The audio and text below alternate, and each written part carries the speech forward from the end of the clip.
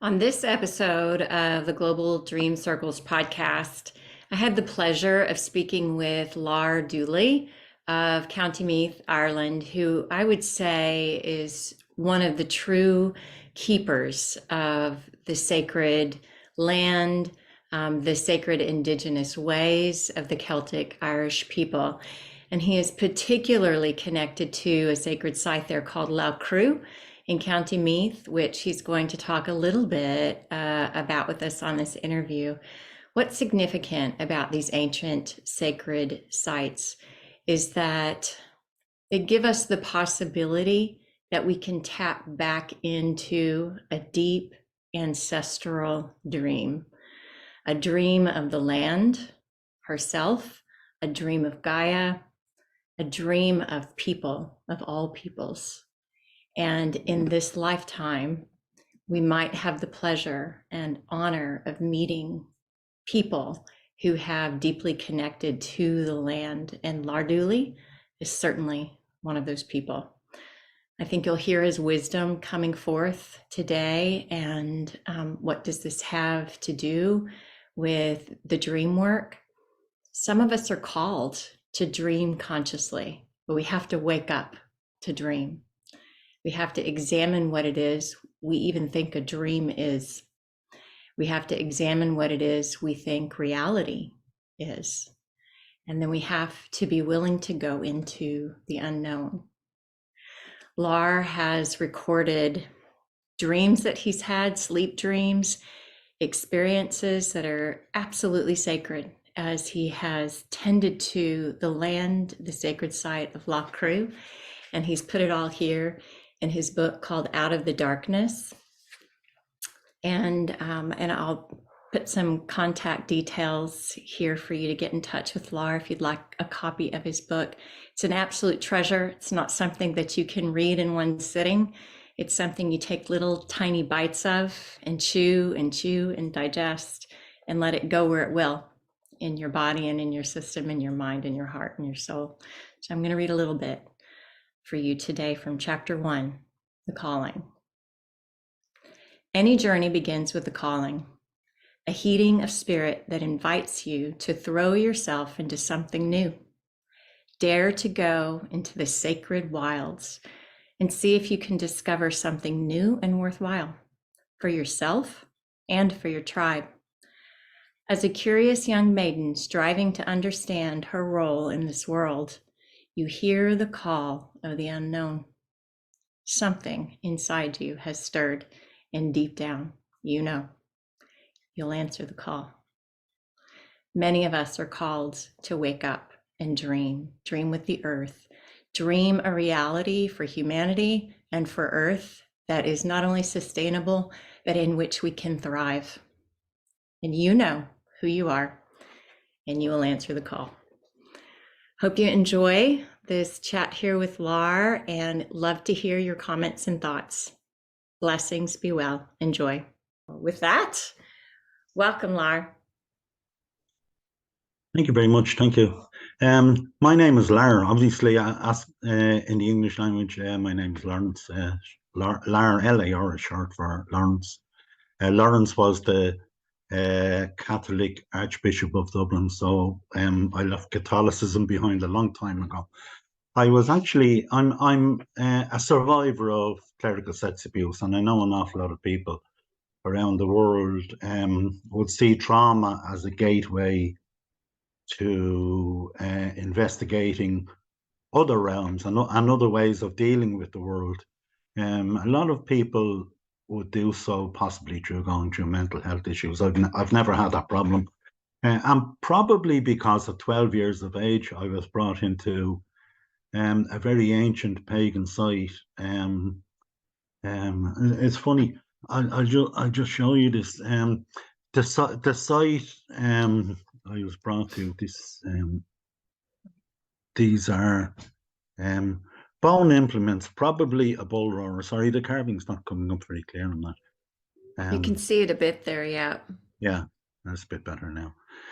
So where I was obviously intrinsically spiritual and over a long period of time.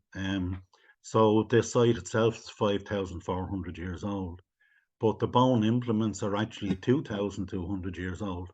So we're talking about a period of time over 3,000 years, and into the present, it's still there. It was excavated in the 1940s, I think. The problem with a lot of excavation, and I've tried to explain this to people.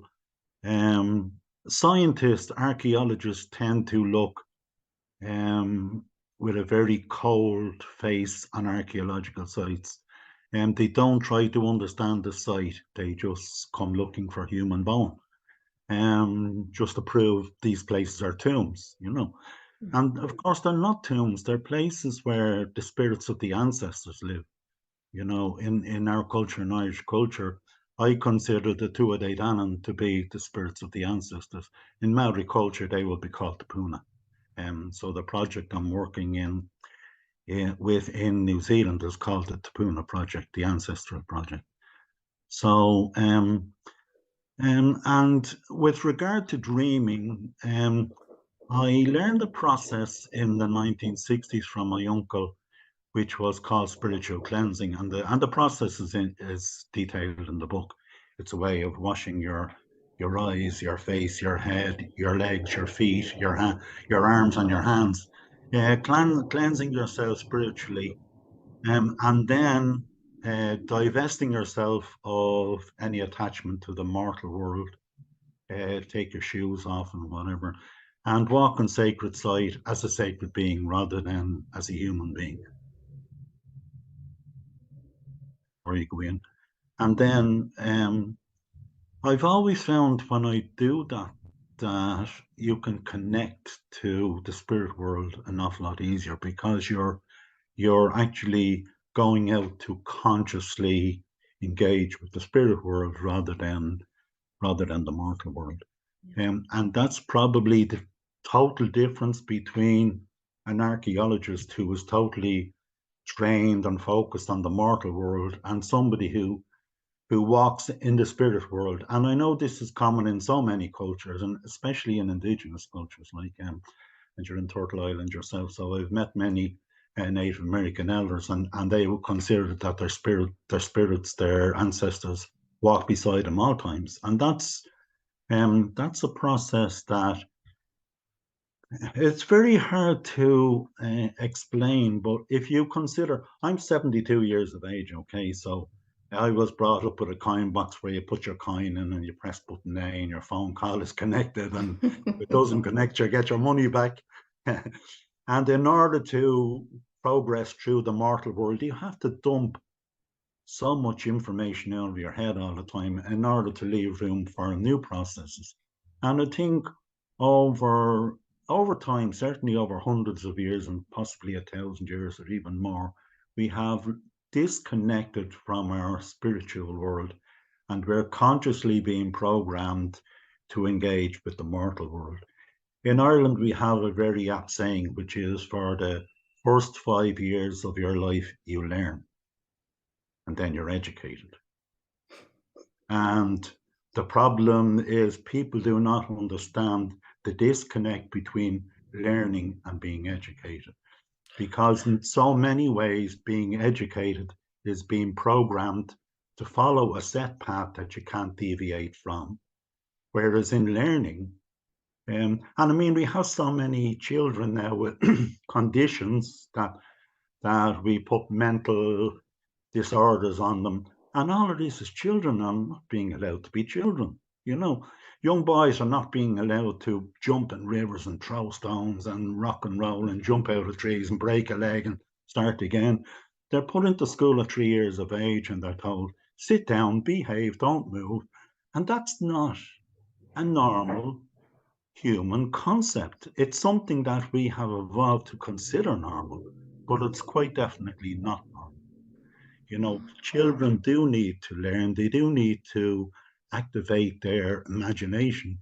and then activating their imagination. And you'll often hear children saying, "Oh, my friend is over there and she's in a pink dress."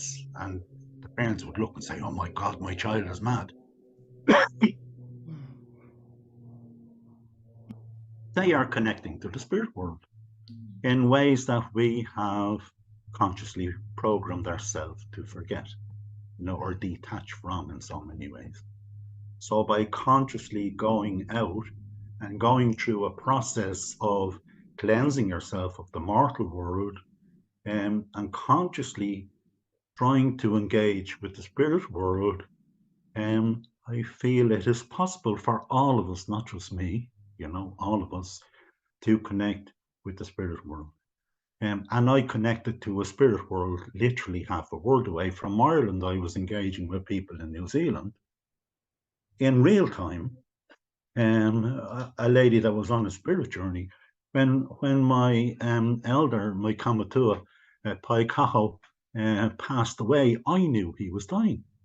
I rang a knee who lived in Sydney to tell her, "Can you get somebody to look at Pai because he's not well?" And she rang New Zealand, obviously, took me at face value.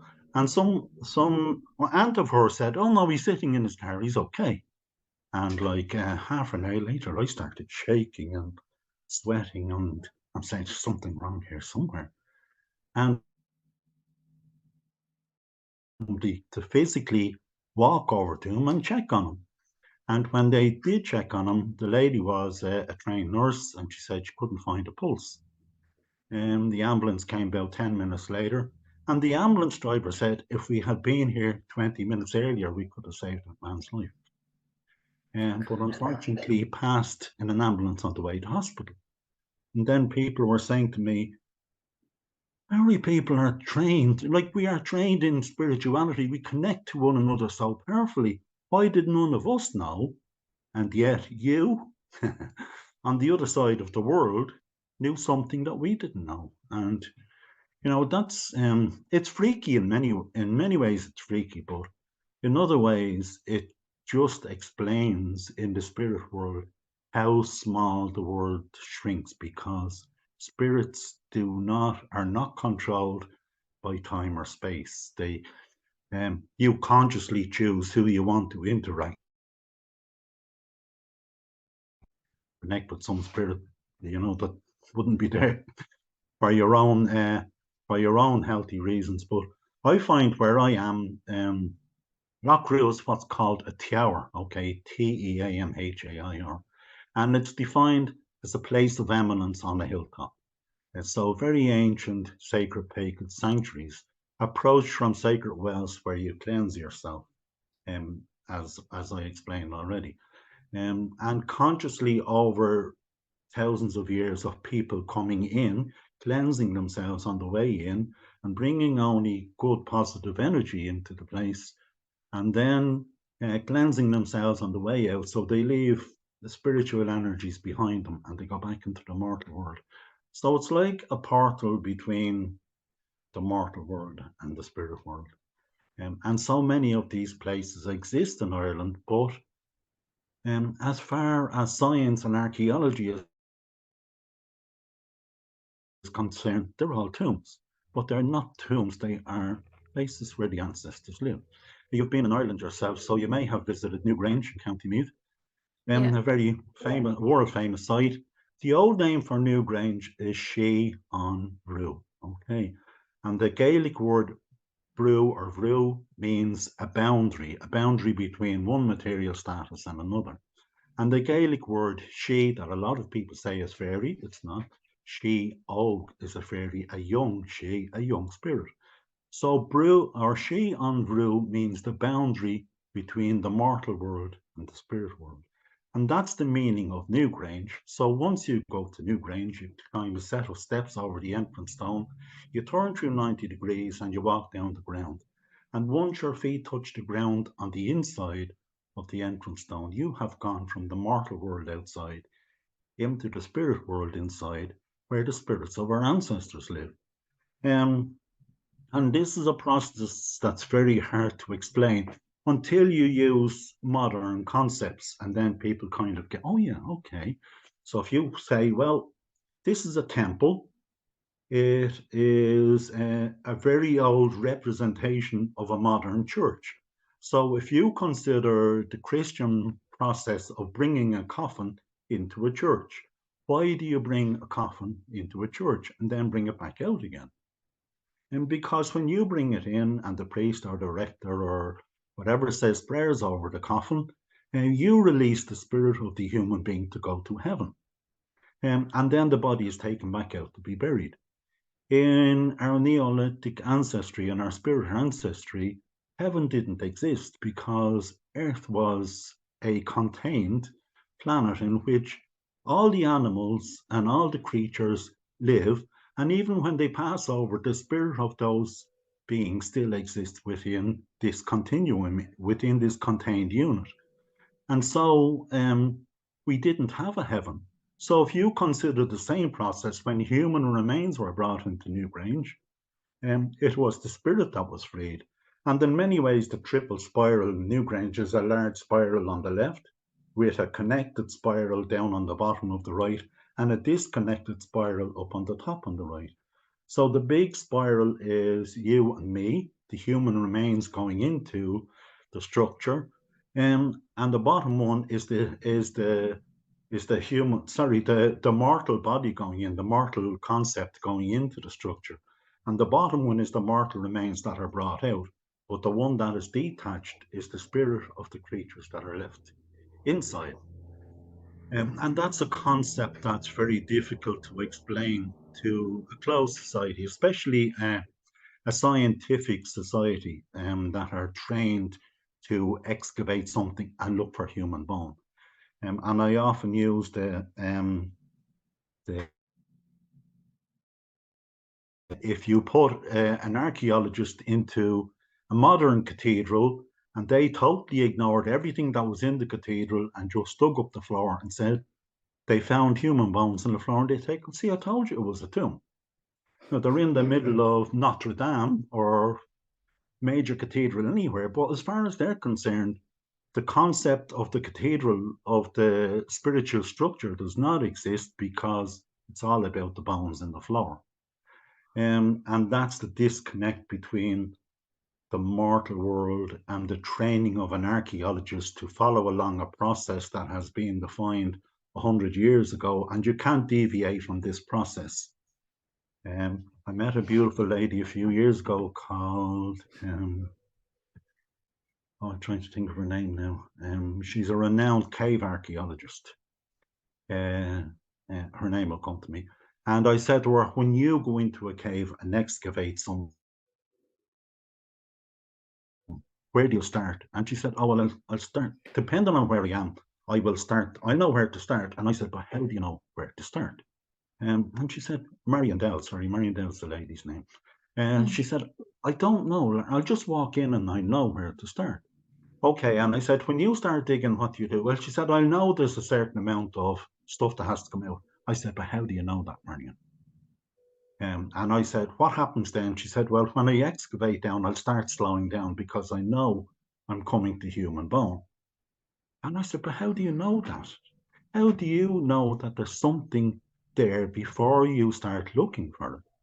And she said, I've never thought of it from that way, Lara, you know? So now that you mention it to me, I honestly don't. I just get a feeling. So I said, that feeling is your spirit connecting with the spirit of a human being that wants to be found. My bones are here. This is what you're looking for. But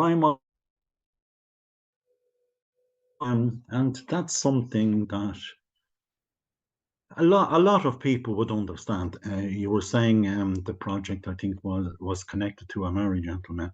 In Maori culture, you can be spiritually married to one person and physically married to somebody else, because the physical marriage is a totally different concept to the engagement of one spirit with the other. It's nothing got to do with the mortal world or any sexual activity or anything else. When Annie was on her life journey in New Zealand, I got the feeling there was something wrong, and I reconnected with her. And she told me that she was being swept down a river, that they had opened the dam behind her and the dam had carried her away. Her canoe had already turned over. She had split her head open. She had broken her collarbone, dislocated her left shoulder, and broken her upper left arm, I think it was. And she just said, I'm just connecting with you to tell you I'm going to die. And I said, no, you're not going to die, because there's something in your waka, in your canoe, that is going to save your life. And she said, the only thing I have, Lars, is my satellite phone. And she said everything else was gone. It all fell out when the canoe overturned. And I said, I mean, somewhere in there's something. And she rooted around. She said, oh, there's what do you call it? Three-pronged metal thing on the rope. A hook. And I said, right, when I tell, and it seemed like an age, maybe it wasn't, maybe 20 seconds. I said, okay, throw it now. A grappling hook. And it went around the stump of a tree. It connected on the rope, and her canoe slammed into the bank. And as her canoe slammed into the bank, a Maori gentleman who had driven 20 minutes across open countryside, he had got a message to get to the river as soon as possible. He said he hopped out of his Jeep, he walked over to the riverbank, ran over to the riverbank, and as soon as he went over to the riverbank, his hand connected with Ani's hand, and he pulled her up out of the boat. Mm. Now that too, a lot of people is a concept. Oh, that's pure chance. Like, oh yeah, this river is, you know what I mean? That's just pure chance. We know it's not. We know there was something else going on there. Something between me and the knee, and something between this man who was having his breakfast in a house 20 miles away and said to his wife, oh, I have to go, wife. Then, you know, hopped into his Jeep, went as straight as an arrow across field, and ended up on the banks of a river where some woman he'd never met in his life, whose body was broken and smashed, her helmet was off her head, she was bleeding. He saved her life in so many ways. So did I in so many ways as well. But like, that's the connect that we can positively have if we only concentrate on having it, you know. Yeah.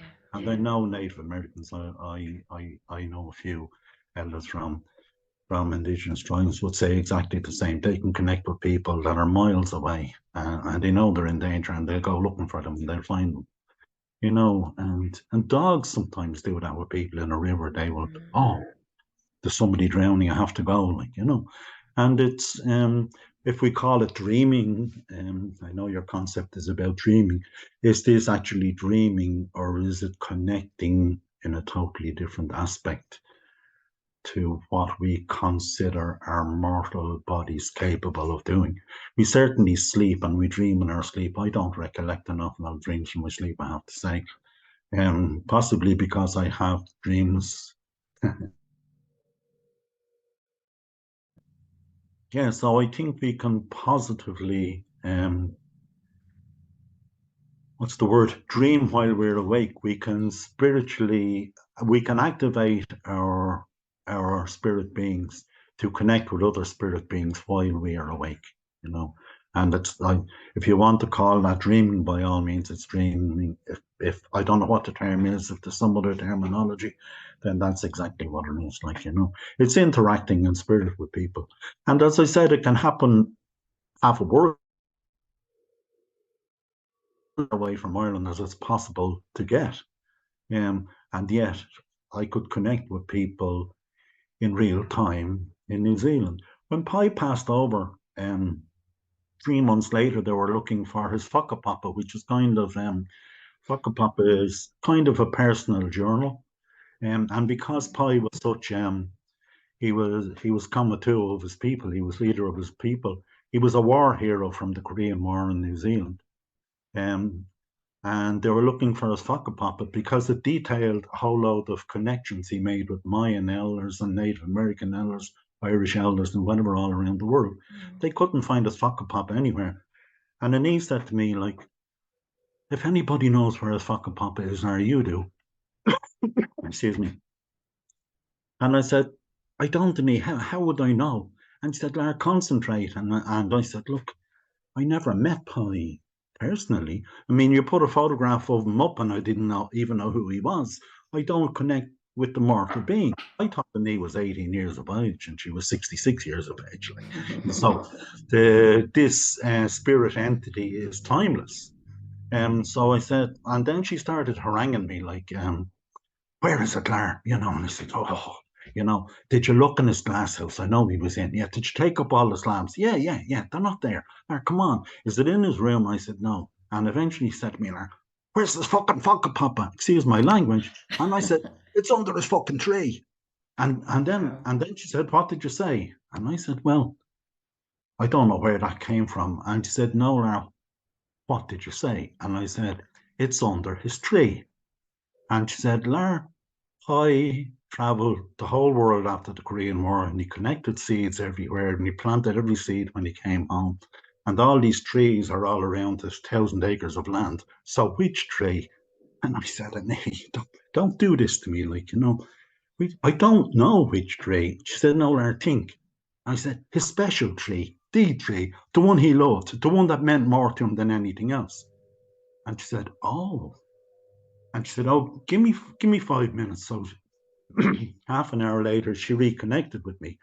And she said, Lar, we found this fucking papa. It was buried under it. It was in an old metal biscuit tin, like the old biscuit tins we used to get years ago. And she said, the biscuit tin is nearly rusted away. And his Foca Papa is very damaged. The cover was leather and there was hand-bound paper. And she said, but it's legible. But she said, if that had been there for another 3 months, it would have been totally destroyed. It would have been mush. Wow. Excuse me. So, like, the power of spirit again. Yeah, wow. Me. That is brilliant. Yeah. I love God, just all of it. We've kind of gone on a meandering there, but everything you've brought up there from how maybe we get disconnected from it, Yeah. from those capacities through education, through culture, et cetera. Because whatever reasons, who cares why it happens? But we can undo it as well, and we can come back. We can reopen those faculties. And then I really like the way you made the comparison to your own capacities and faculties, and like animals have that sense about them too. So it says, there's something so primal about that ability to really just sense, I think, feel, and know. Yeah. And I think it's possible for everybody consciously to do the same thing. Okay, I mean, I got trained how to do it very early in my years. So, but I had to recall and remember how to do it. So if I could recall and remember how to do it, then I'm sure if other people consciously go out to do the same thing, that can happen with them as well. I don't consider myself a very special being. I'm not, definitely not. I don't consider myself having any special abilities. I just train myself to think in a different way to how the mortal world operates because this planet is insane. Right. I mean, we have to admit, like, it's gone to an extremity that it has to change Yeah. soon, and every indigenous elder will say the same thing. Like, we have to consciously change this world, and try and pull back a little bit because we're leaving so much behind. Excuse me, to develop modern concepts of communication that have nothing got to do with the abilities of our ancestors or how people communicated for hundreds of thousands of years. The oldest man-made object in Ireland is between 300,000 and 400,000 years old. So, I mean, we have put an awful lot behind us in order to progress so fast in the last 60 years. I mean, you saw the problems I had trying to connect to a Zoom call because I don't, it's not something I consciously learned to do. And so, yeah, like we are leaving so much of our spirit behind in order to exist in a different form of world that's not mortal, because we're connecting at the moment from thousands of miles away.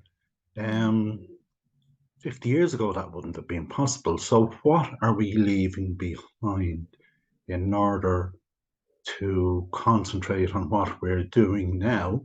And this concept of, oh, we have to go and inhabit a different planet because we're making a mess of this one. So we consciously have to think about developing a rocket that's going to take us to Mars. You know, you know, sanity check, folks. Planet, we have evolved to live on this planet as spiritual and physical beings. There ain't no planet B. Believe me, there's no planet B. And even if there is, what do we have to go through to connect to planet B?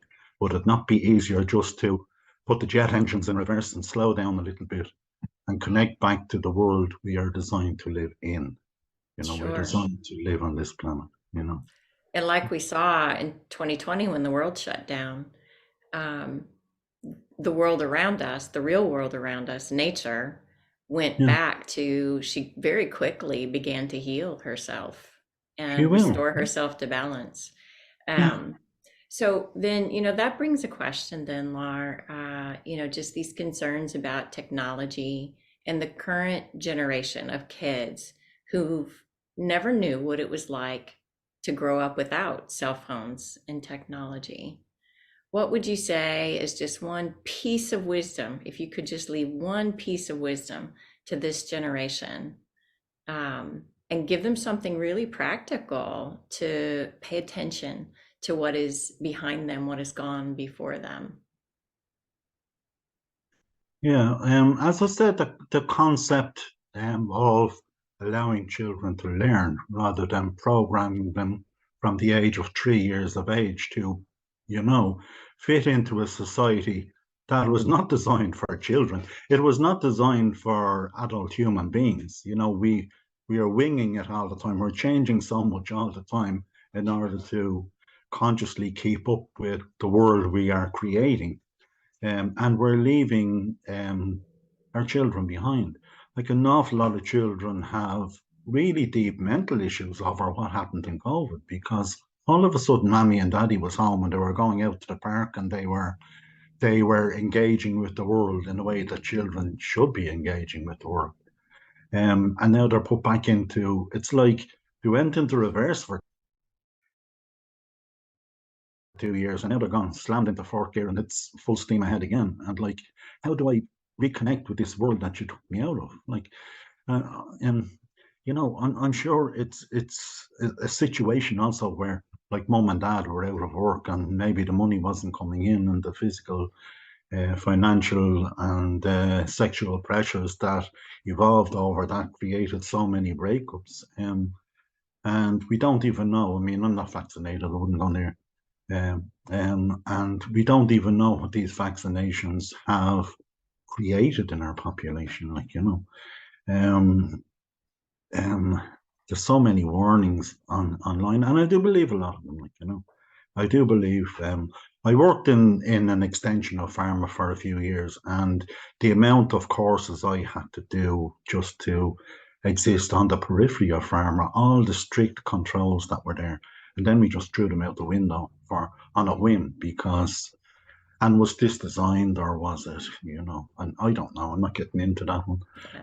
But the like what we have done to our children um is probably the worst thing. Children should be children. Like they have, if they don't, if they're programmed to leave their imagination behind and all think in exactly the same way, then progress is being educated into us. As I gave the analogy about the Yeah. archaeologist going into a church.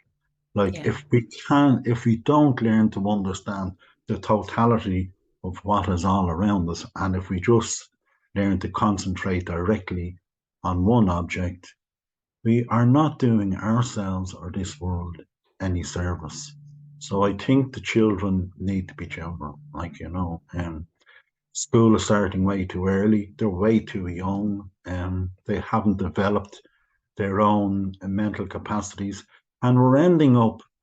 We're dropping 5 or 10% of the population because they're dyslexic or they have, we're leaving them behind because our system is designed to operate at 100 miles an hour. And if people are in a different train of thought, they can't keep up. And like there's a lot of suicide, there's a lot of mental illness, there's a lot of physical and spiritual illness that's caused by a world that's just helter skelter. Yeah. There's no control over anything anymore.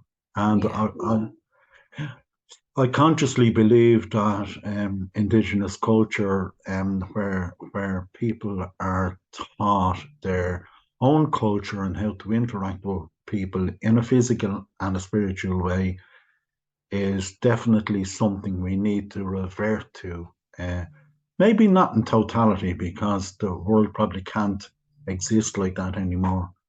We have created a world that is devouring everything we knew.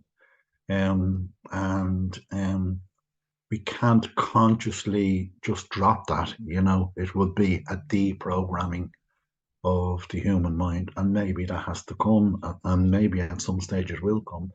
I know any indigenous elder that I met has always prayed that we can revert back, but they're also conscious beings in that they understand the modern world has a program that in many ways they are being left out of, and in many ways they're quite delighted to be left Yeah. out.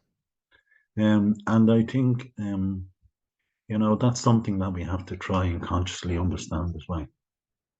Well, do you know that word educate? I've done a lot. That's my, primary background has been in that field of education. And so, yes, I mean, I know firsthand the pains of seeing this happen and working within a system um, that is as just as you have described, and trying to hold space for kids just to allow their bodies, their hearts, their minds, their spirit being to Yeah, develop and unfold the way it's meant to. But the interesting thing about that word in the Latin, educate, part of it, yes, means to sort of, cultivate, to nourish, as you would a garden. But the yeah, other part of it means to draw out from within, to yeah, draw out from within. And that is the part that has been absolutely missing. We get away with it a little bit better in early childhood. But as yeah. you made mention, there's been such a push down approach for the last couple of decades that that it's gotten harder and harder to protect that time for 3, 4, and 5 year olds. Yeah. And of course, the system is now designed for mom and dad to work, Yeah. because we have to work to uh, keep up with the Joneses, like to have the car, and then mom and dad both have to have a car, and the house has to, you know what I mean? And the children are just being neglected. And we have to say there are at least 80% neglected are children, and that's such a sad um, indictment of modern human life, is that we are leaving the very people that are future behind in order to progress. You can't progress unless the children are also progressing and programming their minds to such an extent that they have no freedom whatsoever, is a concept it's abusive. We're abusing our own children, and that's what's so sad about the modern world, you know. And yes, we have wonderful psychiatrists and psychologists that can give wonderful names to all these things. And yes, oh, I have a magic tablet that will cure your child. Your child doesn't need curing. Your child needs to be brought out into a field of mud, get their clothes taken off and told to go roll in the mud and go wash in the river and see if you can find a snail or a fish or a crab. You know, um, we're educating that out of our children, and that is so sad, It's a really sad concept. Um, So the the the good thing, if we have one saving grace, it's that there are people like yourself, myself, and we know others, mhm. many others, that are very connected to ancestors, very connected to the spirit realm, and that really is our saving grace. And Yeah. so the more I think that we come together, even though it's through this technology, called Zoom. Well, it can be used, it can be used for beneficial purposes as well, of Yeah, course. for good. I can feel, I don't know, as soon as we got onto the call, I felt something, I felt a lot of energy moving in me. Um, Eyes weeping, and could be allergies, sure, but it could also be I'm feeling something there coming through. Yeah. Um, Yeah. yeah, for I sure. do I do something here every Saturday from early March until the end of September called a walk and talk. I do a walk and talk session.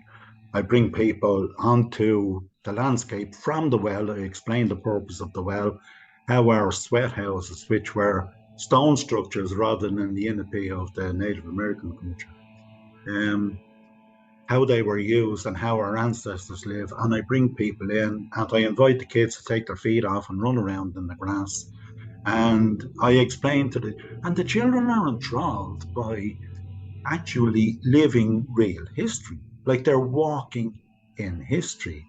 Things are being explained to them. I always say to them, stick to the path because there's rabbit holes and like they're man-eating rabbits. So if you fall down the rabbit hole, the man-eating rabbit is going to get you. And then like make a joke out of it then, but it's consciously trying to teach the children to walk on the path in a way where they're not being controlled. And then explaining various structures of where going up to the hill and then in a cairn up there called Cairn U, which is 5,500 years old and aligned with the period of Sound and Imbolg. So I invite all the kids to come in and sit down in the chamber, and I tell them like 5,500 years ago, all the children and their mammies went around the houses and collected apples and nuts and bits of oats and wheat and brought them uh, up into the chamber and left them there as gifts for their goddess. And I said, and now you're doing exactly the same thing 5,500 years later. And it's, oh, nobody ever told us about this. Like, why do we not learn this? And I mean, the mothers and the fathers and the grandfathers and grandmothers are saying, like, why aren't there, like, we get told Norman and English history, like the Battle of Hastings, 1066. What the, has that got to do with Irish culture? Why are we not teaching our children to engage with our own culture in a positive way that teaches them their own history and the relevance of it? As I said, I'm engaged in a project called the Boona Project in New Zealand.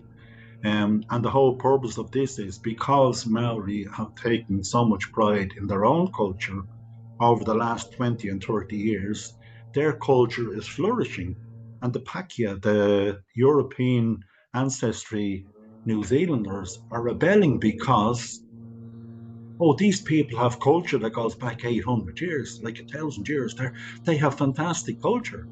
And I'm saying, but our European culture goes back 5,000, 5.5, 6,000 years, but we don't see any worth or any value in it. And that's the problem. There's no point in saying, well, how come the Maori have all this and we have nothing? When you actually have way more than them, but you just need to understand and re engage and integrate more with one another and give a bit of conscious understanding of the depth of both cultures and not just one, because have pride in your own culture by all means, but don't put down somebody else's culture because you don't understand your own. And that's the same thing in Turtle Island, Yeah. in with the way Native Americans, the same thing in Mexico, their Temscans and their beautiful ceremonies are. I brought some Mexican elders here 2 years ago, And when they saw the carvings on the stone here in Loughcrew that are like 5,500 years old, they engaged with them so much because they said, we have the same thing in Mexico, but our government doesn't understand how precious they are. And I said, Yeah. welcome to my life. You know what I mean? And and I know that's the same all over North America. There are rock carvings there that are thousands of Yeah. years old. You know, but as I said, we are programming ourselves to go fast so forward that we're just consciously detaching from everything that's left behind. And that was never a part of education. Education was always take 2 steps backward, one forward. Before you move on to the next step, are you 100% sure you understand the step that came before where you're going now? And what we are doing is we are consciously detaching everything that went before in order to progress even faster. And we are programming ourselves in such a way that the world is doomed. If we don't start thinking about the fact that all the trees we're cutting down provide the oxygen we breathe. Like, you can't just cut down every huge forest in the world and then expect to breathe and pollute the water that also helps us breathe. I mean, we're killing ourselves, but we're not consciously killing ourselves because we have detached from the process of being one individual evoluted species that coexists with so many others in one contained unit. Human beings are not the masters of this race, or of this world. Mm. And we were never designed to be. We were designed to fit into it and function within the planet we live on. And we have now decided that we're outgrowing our planet and we really need to go and find another planet where we can, live off nuclear power. And I mean, they're now 3D printing meat, beef. Oh no, we can print meat on the computer and feed ourselves. Like, you know, ah, Yeah. You let me know, out of here. the No, the maybe glimmer of hope is that, you meet people and you find that all it takes sometimes is just one glance back, um, yeah, one or to listen to something like this, and once that seed gets planted, you know, you can't yeah, unplant it. No squirrel's going to come dig it up. It's yeah, there. yeah, and and I think that that's happening more and more. My kids are in their 20s, yeah, and so their reality is just so very different. And some of the things I find myself getting worked up about, because they're so different from the way I grew up, they know it, they integrate it, they've got some kind of wisdom that has carried forward in them that they may not be able yeah. to articulate, express, but it's there. And that is some kind of hope, of wisdom that, is there in us, that in spite of all our efforts to destroy and disconnect ourselves from the spirit beings that we are, in some ways it's almost like, but it's not even possible to do so, you know, Yeah, um, try as they may. yeah, Spirit is just ever present there. It doesn't need to be acknowledged, it just is. yeah. Well, exactly. That's true as well. Yeah, we just need to learn to reconnect. That's the big problem. Yeah, For our own well-being, yeah, absolutely, for our own well-being.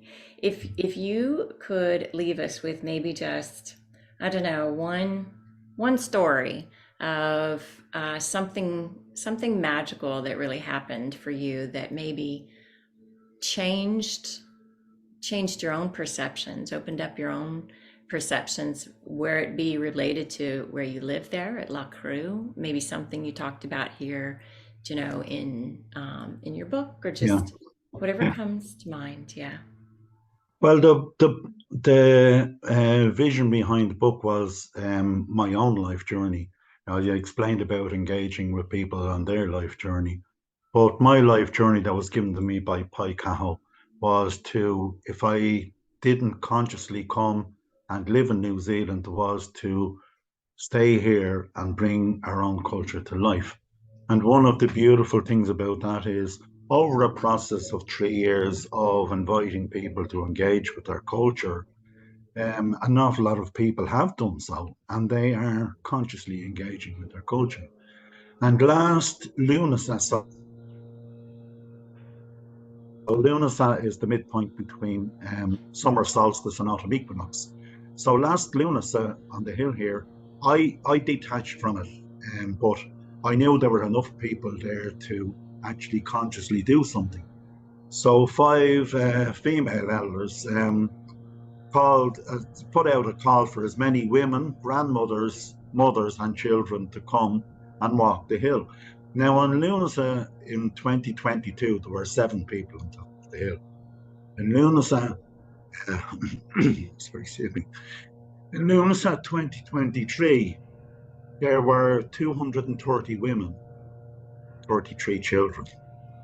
Grandmothers, even great grandmothers, and mothers brought their children, be they mothers themselves or be they young mothers with young children. They consciously came to walk on the hill to re-engage with an Cailleach. And Cailleach is in our culture is the veiled one, which is where the thinning of the veil comes from. So on is quite a big cairn. But there was enough women to hold hands all around the structure that's 5,500 years old, that's falling down, and our government won't do anything about it, to hold hands and sing songs of hope. Um, and this caused our local politician to get involved. The local politician went into Dáil in our parliament, and he asked the question, why aren't we protecting our ancient structures? A parliamentary question that had to be answered. And 3 weeks later, we got a message back saying that in early 2024, that structure is going to be worked on and preserved for the future. So, apologies, Yeah. it means so much to me, Yeah. but surely it would mean so much to everybody else that we actually appreciate who we are as nations and as peoples. I won't use the word race because there's only one race, the human race, but we're individual nations that have a history that should be appreciated. And by only appreciating and understanding all these cultures together, can we progress as human beings in a consciously understanding manner, rather than just understanding nothing and being programmed to get into your car and drive 70 miles an hour because you have to be in work in half an hour, you Yeah. know, and disconnect from that permanent cycle of rush, rush, rush, which is being engendered to stop us thinking or engaging with our own cultures. We are being programmed out of our culture. Yeah. So if your I think has changed, I understand that this year, and all there are 8 festivals, but 3 of them are in the middle of winter here. It's dangerous for people to walk daily here. But at least for 5 of them, a lot of people will start engaging with their cultures again, and the walks will become more popular, and more people will engage, and more people will learn, and more people will understand. There's no money. I consciously believe education should not have anything to do with money. I don't think there's one indigenous elder. You get hangers on, you get people, oh, I'm a shaman, oh, I'm a, excuse me, I'm not being nasty or cynical, but they sell a product. There is not one indigenous elder that would ever sell their culture. They just want others to understand it. And I think, if we only try and consciously engage in so many ways with all these beautiful elders that are around the world, and allow them to integrate us with our culture, then, as you said, the world will change Yeah. slowly because, from 7 to 240, 250 people in one year was a big jump. You know what I mean? Um, it's a quantum leap in so many ways. And if that continues and politicians get involved and say, oh, well, hang on, people really care about our culture, you know, maybe it will change, you know. Yeah. So, Yeah, yeah. Do you know, this is the process of change. Quite honestly, this is what it looks like. It's the what looks like maybe baby steps, but as you mentioned, that was a quantum change. And once the about face, once the pivot is made, you're moving in another direction. Others may still be swimming past. They haven't caught it yet. They haven't pivoted. But everyone who has, we are now moving in a new direction. We may not quite see where we're going yet. We may not even sense it because we're bumping up against so many others, yeah, that are not salmon. um, but we really are. We're moving together in a new direction. We yeah. absolutely are. Yeah. And as you said, it only takes a nucleus, you know, and if it's engaging enough, you know, if people's, you know, I say to people, 12 o'clock on a Saturday, your kids want to run on a hill, you know what I mean? You want to, you know, de-stress from your week. Why not come walk on a hill for an hour and a half and actually learn something at the same time? And it does, it works, they engage, you know what I mean? The amount That's of very true. questions that I get, why aren't we taught this in school? You know, the constants, why don't we know our own culture? I said, because what we're talking about here, it's being programmed out of us. You know, Yeah. we're going helter skelter in a direction that has been preconceived for us. Like we're not consciously even thinking about what we're doing. We are programmed to say I have to work from 9 to 5. If I get a bit of overtime, it'll help me. Because now if I get more overtime, but then hang on a minute, now I have to bring my children to the creche for an extra day and pay an extra $50 or an extra €50. So I have to do more overtime on Sunday. And you know, we're getting into a cycle that can't sustain itself. It can't sustain itself. Yeah, and I would say most people who are caught up in that, they know something is missing. There's a deep sense of loss that Yeah, is for sure felt. yeah, And I don't think I know anybody who, if you asked them about it, they wouldn't be able to sense it at this long. stage. Yeah. Yeah, And it's, I mean, we know learning doesn't happen sitting in a building. You can hear great stories, but you've got to get out on the land and get your bones in the land, so to yeah, speak, yeah, your flesh on the earth, as you said, your barefootedness. And when I was living over there myself, I was there for about 5 years. All I wanted to do was walk. I didn't know anything about, the culture of walkabout, but that's exactly what I did. yeah, And in some ways, I think I'm still on walkabout, yeah, just connecting with the land, wanting to learn the stories of the land. Just, of course, it starts with where did I come from? What are my origins? But then very quickly, it becomes so much bigger beyond that, you yeah, know. Um, and so getting them out on that's you're spot on. Just get them out there. Nature will do its job. You know, the land yeah. will do what the Yeah. land Just does. just break this. Yeah, yeah. Yeah. Just break the cycle, even if it's only for a couple of hours. Because if you break that cycle, and then when they go back into the other cycle, they said, "Oh, I really enjoyed that 2 hours. Like it was something I had.